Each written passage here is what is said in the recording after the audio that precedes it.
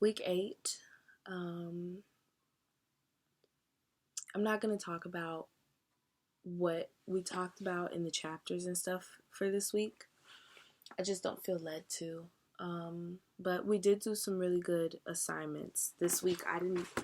This week has ran into the next week. Technically, I'm supposed to be in week 9, but I'm still in week 8. This week was hard to remember. That's how you know it just moved fast and there was like a lot going on.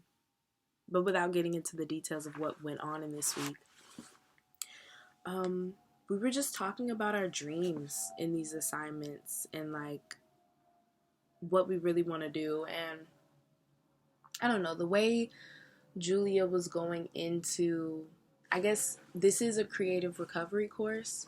So like the way she set the questions up was just kind of like really extra to me and unnecessary, but I think it is necessary to some people. Now, we did an assignment called Name That Dream, and she wrote a quote, and in the quote, she left blank spaces for you to basically fill in, how it applies to you. So she said, in a perfect world, I would love to be blank. And I basically wrote, it's hard to put a pin in what this would be called, but I want to be like just an influence. Like I just want to be a global creative influence. Like I want to be the person who influences artistic culture. Like that's more of my goal. And at first I put like I wanted to be an icon because I guess like sure, but it's not, I don't necessarily have to be the icon. I want to be the person who just influences the world's future icons. I want to be the person who resonates with the future icons. I don't have to be the icon. We were talking about concrete goals that signal us towards our accomplishment. And then we went into things we could do now, a month from now, where we see ourselves 5 years from now, like just normal conversations about our dreams, just to get very clear. I've kind of already had those conversations with myself, so it wasn't like this huge aha moment, but yeah, I was just going over my goals and what I want to do.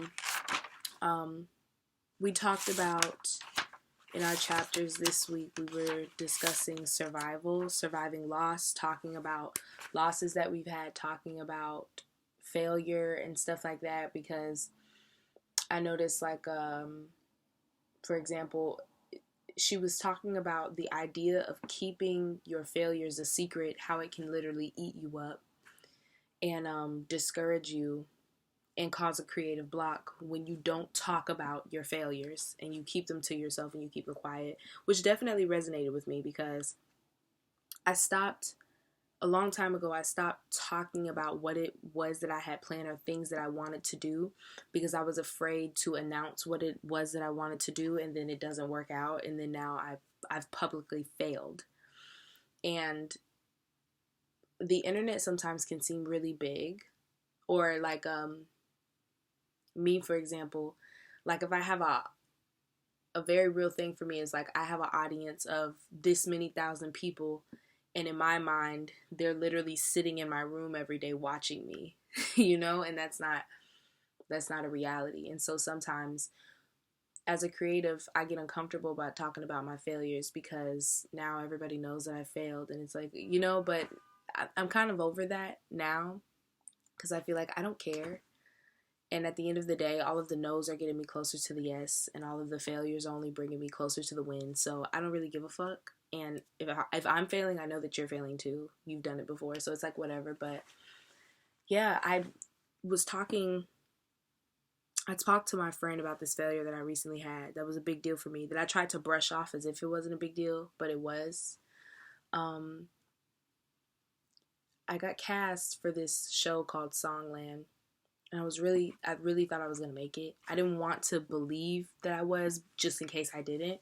But deep down, I really was hoping to make this show. And I was casting with them for months. We had the interview. I passed the interview. I sent them music, like working with them for maybe like 6 months. Got to the end of the finalists, and for who was going to be casted on the show, got all the way to the end, signed the contract.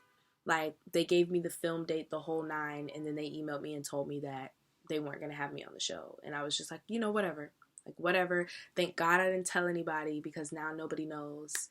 And nobody was excited to see me on it because they didn't know it was going to happen. But it crushed me. And it really, like, it killed me. And, I don't know. It's just things like that. A lot of failures that I've had happen down the line that I've kind of kept quiet and held inside and didn't talk to my mom about, or my closest friends, or whatever. And like, back in the day, I used to announce my failures on the internet because, I don't know, that was just how I was connecting with the world. And I don't feel the need to necessarily do that now, but I do think it is important, and I do agree with Julia about talking about your failures out loud to somebody that you trust and really getting your feelings out about them.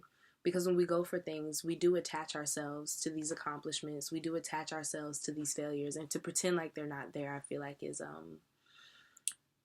really harmful to ourselves. To pretend as if they didn't happen or brush them off. Like, who did I think I was anyway? For even, like, it's not necessary. So, yeah. This week wasn't, I guess, as deep as last week or whatever, which is fine. I wasn't expecting it to be. I just feel a little bit all over the place, and just like, this week was just a lot, and it's running into my next week. So I'm really trying to get organized and just like recenter, because I've already said that I needed to reorganize like a week ago or a week before that, and I did all these cool things and started this new habit thing, and like I started bullet journaling, and it was like great. And then my friends came into town and like kind of threw me off. And then the week after that, it just got thrown off because some other stuff happened. And just like, I'm skipping on my artist dates. I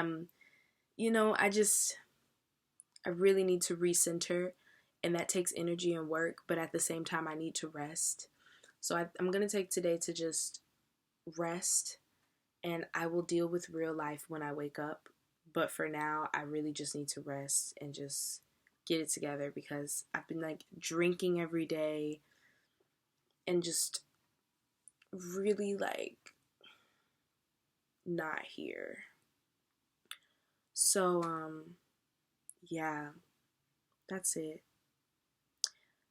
I am excited about week 9. Every time I do one of these videos, I always read the next week. So let's see what we're doing in week 9. Actually, I just farted.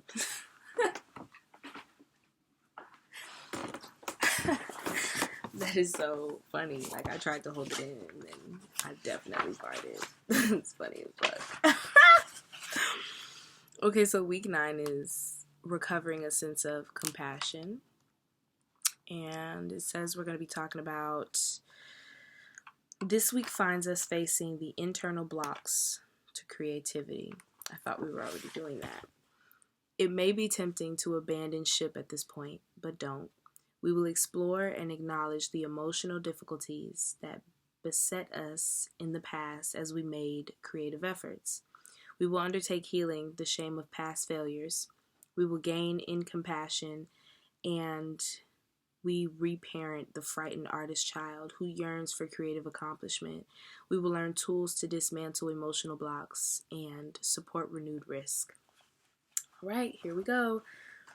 I feel like this week is going to be emotionally heavy. As I was just reading that, I can already see which failures have held me back in the past that I've never talked about, that I've never really voiced or been honest about, even with myself. And so I know this upcoming week is going to be real emotional, so I want to get on top of it. I don't know what the assignments are looking like or anything like that, but a lot of ugly stuff is probably going to come up this week, which is fine. I'm excited. I need to get it out. And, yeah, I'm going to go ahead and get some rest. Week 8 was a little bit of a dub and very tiring, but